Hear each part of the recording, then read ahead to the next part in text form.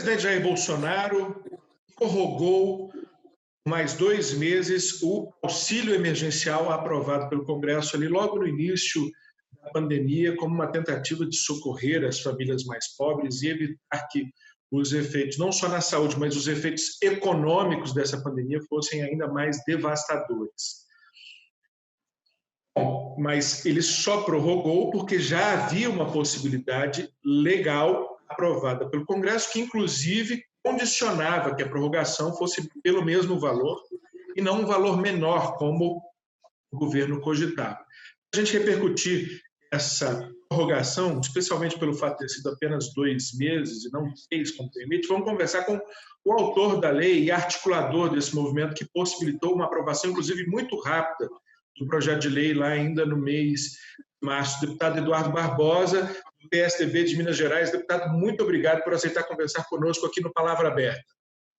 Lincoln, eu que agradeço essa oportunidade, principalmente sobre um tema que é tão caro para todos nós, que trabalhamos com os públicos vulneráveis e que sempre lutamos por uma perspectiva do Estado enxergar essas pessoas, inclusive com uma proposição de estar mais perto das pessoas com uma lógica de distribuição de renda e de socorro financeiro quando as pessoas estão numa situação de fragilidade. Então, é um assunto muito caro que, para mim, inclusive, trouxe para nós um outro ambiente no Congresso Nacional que nos possibilitará, em breve, já transpor o auxílio emergencial para uma discussão de renda mínima. Eu acredito que, se tudo tem um lado positivo,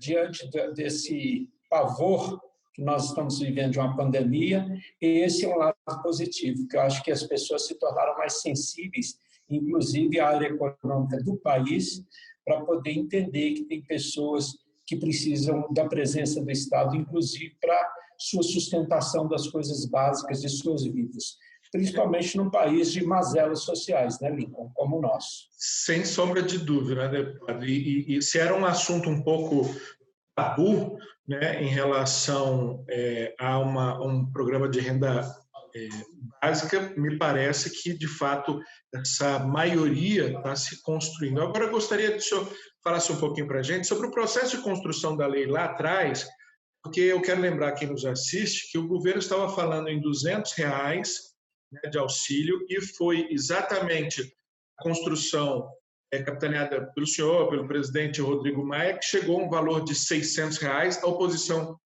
ia 1.200, nós tivemos aí um meio do caminho. Essa perspectiva de renovação automática, sem a necessidade de passar pelo Congresso Nacional, já condicionado por um valor igual, porque o governo cogitou uma renovação menor, se falou em 500, 300, se falou em uma redução gradativa. Agora mesmo na renovação se falou na possibilidade de se pagar 300 no começo do mês, 300 no fim do mês, pagar 500 no começo do mês, 100 no fim do mês. Como que o senhor avaliasse esse conjunto decisório aí? Bom, Nick, em primeiro lugar, a gente tem que fazer justiça à grande articulação do presidente da Casa, Rodrigo Maia. Foi ele que, inclusive, assumiu, junto à equipe econômica, essa negociação para que a gente pudesse sair dos R$200. Inclusive, naquele momento, a Câmara dos Deputados propôs R$500, né, para ver se a gente conseguia realmente viabilizá-lo. E depois o presidente da República, talvez até para assumir um protagonismo do Executivo, superou os 500 e identificou que 600 seria possível, e dessa forma selou-se ali o acordo para a votação. Na realidade, essa articulação ela foi fundamental porque ela quebrou, como você mesmo disse, um tabu da área econômica que, durante esses anos todos que eu estou aí, não são poucos, né, era muito difícil a gente ultrapassar a visão dos economistas conservadores sempre com a lógica de que o Estado não dá conta, e você mesmo acompanhou toda a cobertura da reforma da Previdência, quiseram modificar o BPC, o benefício de prestação continuada, que é um benefício constitucional, introduzido na Constituição de 88, por emenda popular, né? Mesmo assim, a gente vê que a equipe econômica nunca aceitava aquilo que tinha sido conquista da sociedade de segmentos mais fragilizados, ter por parte do Estado um apoio financeiro para prover as suas necessidades básicas e fundamentais. Então, a pandemia ela quebrou justamente esse mito que existia e percebeu-se na economia que, se não houvesse um socorro à população, nós teríamos ainda uma situação muito mais grave da economia, né? E a lógica deles é essa, porque, pelo menos com esse recurso, circula esse dinheiro para as necessidades básicas fundamentais, mas nos deu também a oportunidade de identificar para a área econômica os cidadãos que precisam do Estado também nessa condição, né? Eles, inclusive, surpreenderam com esse número, coisa que a gente não surpreendia. Eles surpreenderam porque, na realidade, o que ficou muito evidente para mim é que eles não conheciam nem sequer o cadastro único que já existe do governo, né? E que foi uma construção de anos, né? Que atravessou o governo. De anos e que foi, inclusive, por parte da economia, desprezado nesse processo de concessão do auxílio emergencial, né?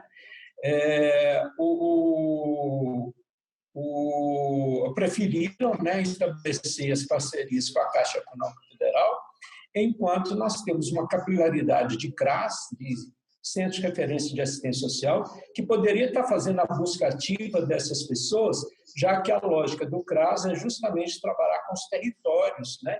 E essas pessoas conhecem as famílias. E nós temos também, além do CRAS, os agentes de saúde, que sabem identificar com clareza quem é quem dentro de uma comunidade, né? Então, você vê se teve ganho, lógico, o benefício foi um ganho, está chegando os recursos na grande parte das pessoas que fazem jus, mas aqueles que não acessaram é porque não houve uma estrutura da capilaridade do CRAS que pudesse ser um facilitador para aquelas pessoas que tinham dificuldade de acesso à internet e assim por diante. Bom, como o senhor já colocou no começo da entrevista, a gente espera que seja um aprendizado, né? Tudo que nós tivemos aí de problemas, de atrapalhadas, em boa medida, na implantação dessa política pública. Mas, para a gente encerrar, duas perguntinhas. O senhor vê que a prorrogação por 2 meses, ok, é uma cautela necessária e se abre a possibilidade pela prorrogação pelo 3º mês mais à frente, ou uma vez prorrogado, não pode mais ser prorrogado? Qual a leitura que o senhor faz? Aproveitando o ensejo do começo da entrevista, já se fala, inclusive, dentro do governo, sobre o programa de renda de cidadania, renda básica de cidadania, já teria até nome, Renda Brasil. Isso já começa a ganhar forma de alguma maneira, por meio de articulação do líder do governo, dos líderes do governo, ou ainda é apenas a expressão de um sentimento? Não, na realidade, você sabe que o presidente Rodrigo Maia lançou uma agenda social, inclusive instalando comissões especiais, e uma delas é sobre Bolsa Família, que eu sou relator dessa proposta, e o que se deseja é que agora, com esse novo ambiente, essa agenda social também incorpore a discussão dessa renda básica, né? Nós não podemos desvincular a discussão, por exemplo, de transformar a política de Bolsa Família numa política de Estado e não numa política de governo, mas já vamos trazer para ali essa discussão de tentarmos trabalhar uma proposta de renda básica.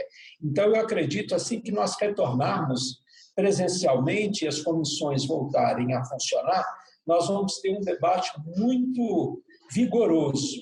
Inclusive, o próprio Rodrigo Maia ele já fez, inclusive, uma sessão ampla no plenário sobre essa discussão, mas agora nós vamos ter que aprofundar, principalmente tentando buscar as fontes reais que dê sustentação a uma proposta como essa.